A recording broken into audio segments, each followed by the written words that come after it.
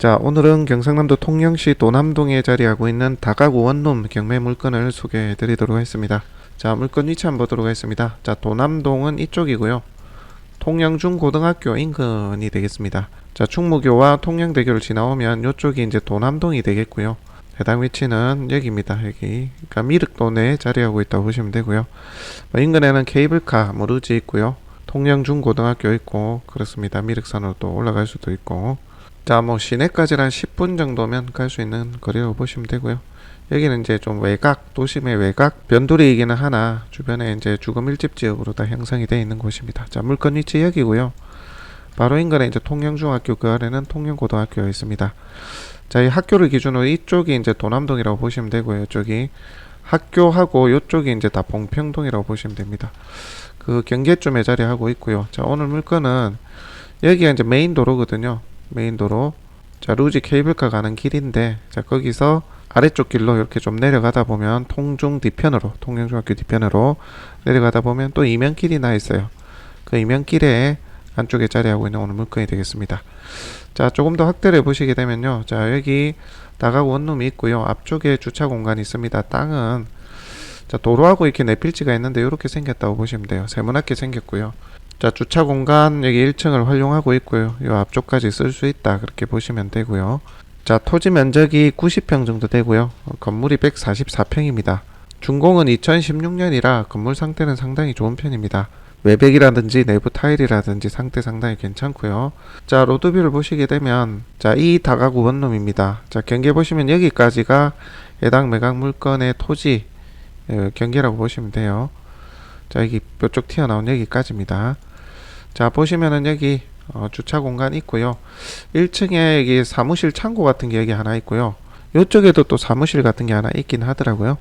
공부사으로는 단독주택으로 되어 있는데 아마 사무실 용도로 쓰지 않았나 그렇게 생각이 되고요.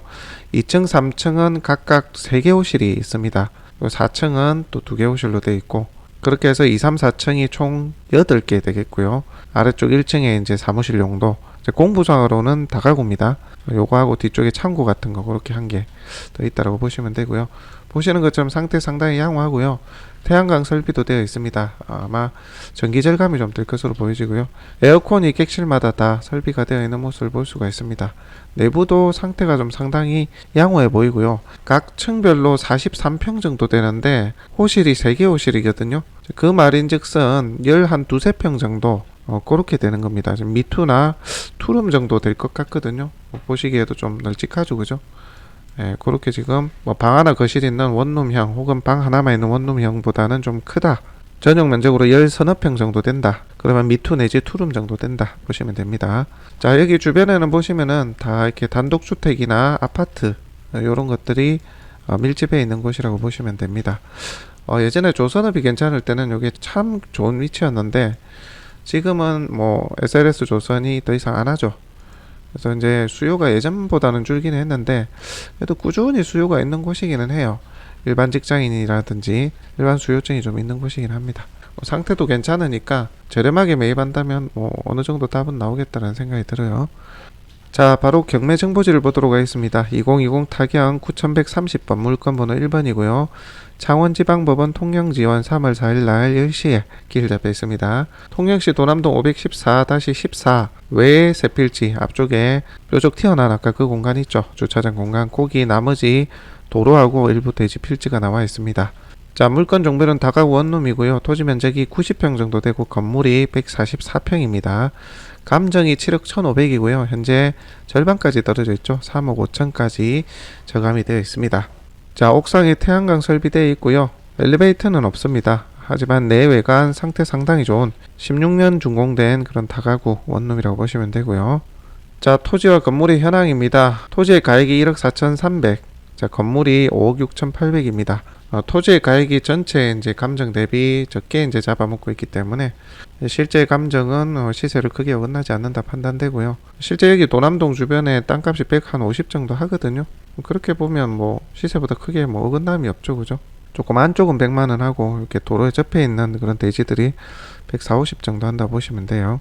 자, 공부상 단독주택 및 제1종 근린생활시설 이렇게 되어 있습니다. 태양광 설비, 부대시설 매각 물건에 포함되어 있고요. 자, 다음으로 임차인 현황이 되겠습니다. 자, 다른 거 대항력 없는 거는 패스하고요. 맨 아래쪽에 홍모씨가 보증금 5천만 원이 있는데 이게 전세권 등기자인데요. 16년 6월 4일이면 말소 기준 권리보다 늦긴 늦어요. 그래서 요걸 토대로 본다면 낙찰자 인수 권리는 아니다라고 이렇게 판단이 되고요. 물론 그 전에 전입을 했는지 그것 부분은 알 수가 없으나 아마도 대출이 정상적으로 나간 상태라고 보면 이게 후순위라고 판단이 됩니다. 자, 그 다음에 이제 문제가 되는 게 이모씨 두 개인데요. 두 개 호실에.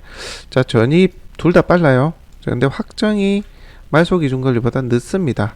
그죠? 자, 이 말인즉슨 이 보증금이 실제 사실이라 그러면 낙찰자가 인수해야 되죠.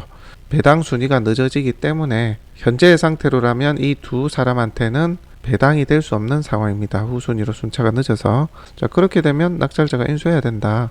자, 그렇게만 보면 7천만 원을 더 가산을 해서 현재 3억 5천 정도니까 최저가에 들어간다 하더라도 4억 2천 정도의 낙찰을 받는 셈이다. 그렇게 이해하시면 되겠죠. 그죠? 자, 그런데요, 조금 전에 보셨던 대항력이 있는 302호의 임차인하고 401호의 임차인에 대한 내용들이 쭉 나와 있는데요. 요걸 좀 정리해서 보여드릴게요. 아마 읽어도 잘 모르실 것 같아서. 자, 이런 거예요. 자, 302호에 A라는 사람과 B라는 사람이 전입을 같이 했습니다. 자, 그런데 이게 자매인데, 자, 그런데 이 B라는 사람 이름으로 계약을 합니다. 자, 그런데 이 A, B라는 이 두 사람이 전입일자가 말소 기준보다 빨라요. 실제 빠릅니다. 자, 전입일자는 빠르기에 대항력이 있다. 그죠? 자, 그런데 계약은 이 B라는 사람 이름으로 계약을 했어요. 자, 전입일은 A, B 둘 다 빠르다고 말씀드렸어요. 근데 계약일자가 늦어요. 말소 기준 권리 이후에 계약서를 썼다. 자, 요렇게 되어 있습니다. 자, 그렇게 된다면 이 계약서의 금액이 현재 7천으로 되어 있는데요. 이 계약서의 내용이 사실이라고 그러면 당연히 이 7천만 원은 낙찰자가 인수해야 되겠죠. 그죠? 본인한테 이제 받아갈 금액이 없으니까 7천만 원 같으면 최우선 변제에 대한 요건도 안 되거든요. 14년 기준으로. 자, 그러면 여기까지는 7천의 인수구나 라고 이해를 하시면 되는데, 자, 그 뒤에 어떤 일이 생겼냐면, 자, 401호에 B라는 사람이, 자, 전입은 빠른데 말소 기준보다 빠른 상태에서 B라는 사람이 7천이었는데 해당 부동산의 가치가 좀 떨어졌다라고 서로 협의를 해서 5천에, 자, 이 B가 401호로 갑니다. 그렇게 해서 20년 9월 22일 날 계약서를 다시 썼다 그러고요. 자, 그리고 계약 금액은 5천 요렇게 돼 있어요. 자, 이렇게 된 상황에 대해서 쭉 설명을 하고 있는 겁니다. 그리고 이 A라는 사람이, 자, B라는 사람이 이쪽 401호로 넘어가고 나서 B라는 사람이 20년 9월 23일에 2천만 원에 다시 해당 302호에 계약을 합니다. 계약을 했다라고 해요. 자, 계약서를 보여줬는지는 모르겠습니다. 최초 계약서는 보여준 것 같은데요. 그 뒤에는 현황서상의 권리 신고 내용인 것 같아요. 일방적인 권리 신고 내용이 아닌가, 그렇게 좀 추정이 됩니다. 저희가 계약서를 본 건 아니기 때문에 현황조사서나 분석 내용에 써져 있는 그대로를 저희가 말씀을 드리는 거예요. 자, 그렇게 되면 이 A라는 사람은 전입일이 말소 기준 권리보다 빠르죠. 자, 빠른데 계약서가 이미 늦어요. 그죠? 최초의 계약자도 아니고 302호에, 그죠? 최초의 계약자는 이 B씨 아닙니까? 그죠? 자, 이 경우에는 최우선 변제금을 받을 수가 없다. 왜냐하면 경매기입 등기가 9월 21일이거든요. 그 이틀 뒤에 이렇게 전입을 해서 계약서를 썼기 때문에 최우선 변제금도 받을 수 없는 요건이 됩니다. 자, 그러면 이 A씨에 대한 2천만 원은 어떻게 되겠어요? 이게 만약에 사실이라고 하면 요걸 낙찰자가 안아야 되겠죠. 그죠? 자, 그리고 B씨는 이미 대항력이 있는 상태에서 계약서를 7천을 썼는데 302호에서 401호로 20년 9월 21일에 이동을 해서 내가 여기에 다시 확정일자를 받고 그렇게 진행을 했다는 거죠. 자, 요거는 의견이 분분할 수 있는데 실제 전입이 여기에 이루어졌다면, 그리고 이 계약서가 정상적이었다면, 그리고 5천만 원으로 감액을 해서 이쪽으로 이동한 게 맞다면 요거는 성립이 될 가능성이 큽니다. 다가구는 A 호실에서 B 호실, 예를 들어서 302호에서 401호로 호수를 옮긴다 하더라도 최초의 전입일자를 인정해주는 그런 판례들이 많거든요. 따라서 이 B씨는 5천만 원에 대한 인정을 받을 가능성이 크다. 그렇게 되면 어떻게 되겠습니까? 이 5천도 이미 전입은 빨랐지만 확정이 늦었고 배당을 못 받기 때문에 내가 인수를 해야 되는 권리다. 그렇게 보시면 되겠죠. 자, 다시 말해서 최초에 이 B씨가 계약했던 이 부분만 인정이 된다 하더라도 7천만 원을 내가 안아야 되는 거고요. 그 이후의 상황, B씨가 이렇게 401호를 옮기고 5천만 원 감액에서 재계약을 했다는 부분하고 그 이후에 A씨가 302호에 다시 계약서를 썼다는 부분이 인정된다 하더라도 이 말이 사실이라 하더라도 7천만 원 인수할 확률은 크죠. 자, 그런데 제가 봤을 때는 그 생각이 좀 들어요. 경매기입 등기가 되고 나서 이 A씨, B씨가 전입 확정이 둘 다 빨랐으면 상관이 없는데 확정이 늦다 보니까 본인의 비용을 회수하지 못할 거라고 생각을 했을 수도 있는 것 같아요. 그러다 보니 쪼개가지고 최우선 이제 변제를 받을 수 있는 보증금 일부라도 좀 받으려고 이렇게 했던 것은 아닌가. 물론 이건 추정이에요. 굳이 이렇게 이전하고 이렇게 재계약을 할 필요가 없는데 그렇게 돼 있는 거 보니까 그런 어떤 의도가 아니었나 생각이 좀 듭니다. 뭐 이러나 저러나 여러분들 낙찰 받으시는 분들은 7천일 가능성이 크고요. 만약에 이 5천 부분이 인정이 되고 여기 2천에 재계약을 한 이 부분이 인정된다면 실제 요거는 누구도 인수를 할 권리는 사실 아니기는 해요. 왜냐하면 전입은 빠르지만 최초의 계약자도 아니고 그죠? 자, 20년 9월 23일에 계약하고 9월 24일에 확정을 받았단 말이죠. 이게 인정이 된다면 내가 인수할 권리는 아닌 셈이 되는 거죠. 물론 이것도 전입을 여기 했기 때문에 뭐 인정을 해줄지는 모르겠지만 원칙상 전입, 점유, 계약서 아닙니까? 그죠? 그렇게 해야 본인이 대항력이 있고 이 돈을 낙찰자로부터 받아갈 권리가 있는 거죠. 요거는 이제 전입하고 계약서 있고 점유 부분도 요걸 인정해 줄 수가 있는 거죠. 이렇게 됐을 때는 여러분들이 5천만 원 많을 수도 있다. 그거는 좀 알고 계셔야 됩니다. 최초에 이런 상황까지 아예 인정이 안 되고 요것만 인정을 해준다면 여러분들이 7천만 원을 인수해야 되는 거고요.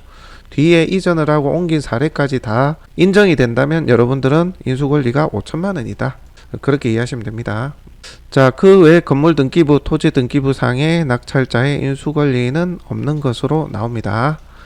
자, 아까 말씀드렸다시피 3억 5천 이 감정은 치력이 좀 넘는데요. 3억 5천에서 5천 다음에 한 4억 정도, 물론 4억 2천이 될 가능성도 있습니다만 그 최저가 기준으로 본다면 저는 괜찮다라고 판단이 되거든요. 위치도 무난하고요. 건물의 이제 상태도 제가 봤을 때는 좀 무난해 보입니다. 그렇게 판단을 하시고 각자 입찰 여부를 고려해 보셔도 좋을 것 같습니다. 현장 분석해 보시고요. 임장 한번 해 보시고 좀 더 상세한 정보를 원하시면 가까운 부동산에 정보를 얻으셔도 됩니다. 예전보다는 임차 이제 섭외가 조금 예전만큼 그렇게 쉽지는 않겠지만 그럼에도 위치 자체는 저는 무난하다 이렇게 봅니다. 저희가 예전에 학교를 다녔던 동네거든요. 그때만큼은 못해도 위치 자체는 무난한 곳입니다. 건물의 상태도 양호하고요. 자, 참고를 하셔서 각자가 한번 판단해 보시기를 바랍니다. 자, 참고로 대리입찰 및 명도, 낙찰 후의 모든 관련 부분에 대해서 의뢰를 주실 분들은요, 저에게 문의를 주시면 진행을 하실 수가 있고요. 일반적인 문의는 저희가 좀 대답을 해드리는데 제한이 있을 수 있다는 거, 아무래도 경매의 특성상 그렇습니다. 참고를 좀 해주시기 바랍니다. 자, 그럼 바로 현장 영상으로 한번 가보도록 하겠습니다.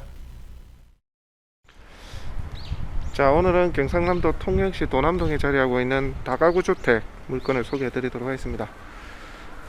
토지 면적이 90평, 건물이 이제 144평 정도 되는데요. 외관 상태 양호하고요. 입지도 무난합니다. 자, 인근에 뭐 학교도 있고요. 예전에는 여기가 조선업이 꽤나 활성화됐었는데 지금은 좀 이렇게 좀 활성화가 안 되고 조선업이 문을 닫았죠. 그런 상태로 현재는 되어 있습니다. 그럼에도 수요층은 좀 있는 곳이긴 합니다. 하고 물건의 외관 상태는 보니까 상당히 좀 양호해 보입니다. 자, 보시면은 건물이 이렇게 있고요. 자, 여기가 이제 길입니다. 길, 이면길인데요. 저쪽으로 가면 이제 봉평동 쪽으로 가는 길이고요. 자, 이쪽으로 가면 도남동 쪽이 되겠습니다. 자, 건물을 한번, 자, 외부 모습을 주변을 한번 이거 한번 둘러보겠습니다. 일단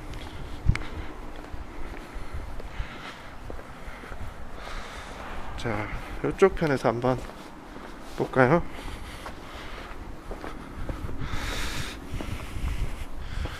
자, 자, 건물의 외관 상태 상당히 좀 양호해 보이고요.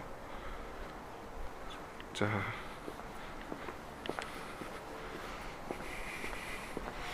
다시 다른 각도에서 한번 담아보도록 하겠습니다.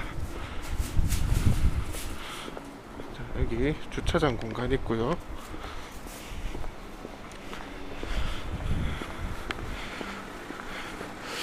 자, 이쪽 방향에서 건물 모습을 담아봅니다.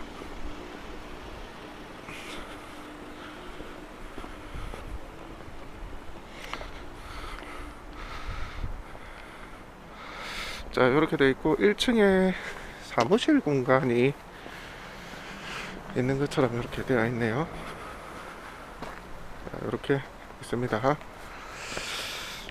자, 한번 가보도록 하겠습니다.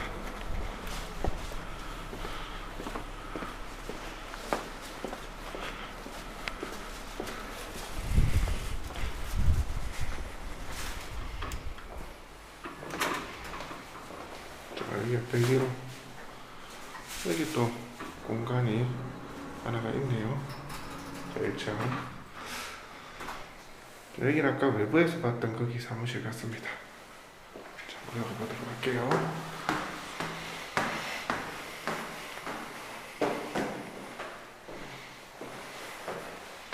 자, 여기는 2층입니다. 2층은 총 3개의 객실이 이렇게 있고요.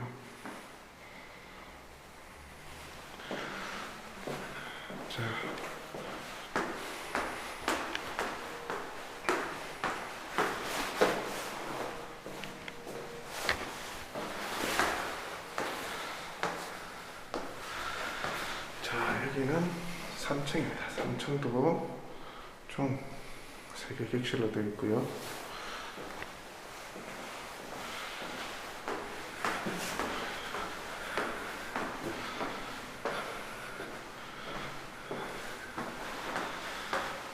자, 4층은 2개 객실입니다. 2개 객실.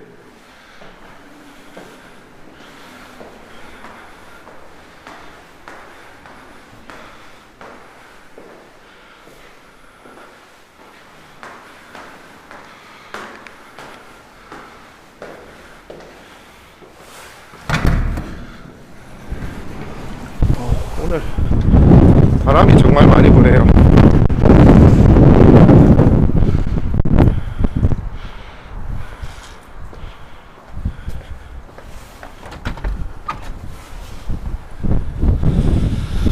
자, 여기서 바라보는 이런 모습이 되겠습니다. 이쪽이 이제 다 도남동이에요. 자, 그리고 저쪽에 중학교, 통영중학교가 앞쪽에 보이네요. 그죠? 자, 저기가 중학교고요. 자, 중학교 기점으로 해서 이쪽들이 다 공평동입니다. 그리고 저 위쪽이 용화사 방향. 자, 그렇게 되어 있습니다. 건물은 특별히 뭐 비샘이나 뭐 갈라짐이나 그런 것 없이 비교적 모양을 보입니다. 전장에는 태양 노설도 있고요. 자, 전장의 모습.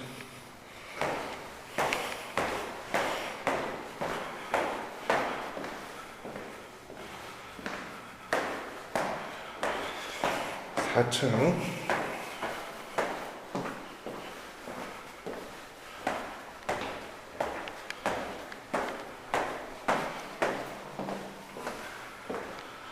3층 작업실.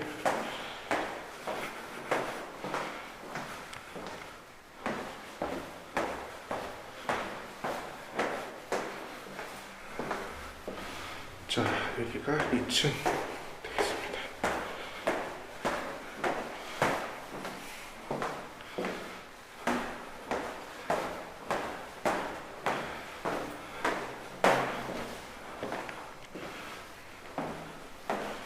자, 1층입니다. 전반적으로 상태는 상당히 양호해 보입니다. 주차 공간 있고요. 네. 자, 오늘 물건 소개는 여기까지 하도록 하겠습니다.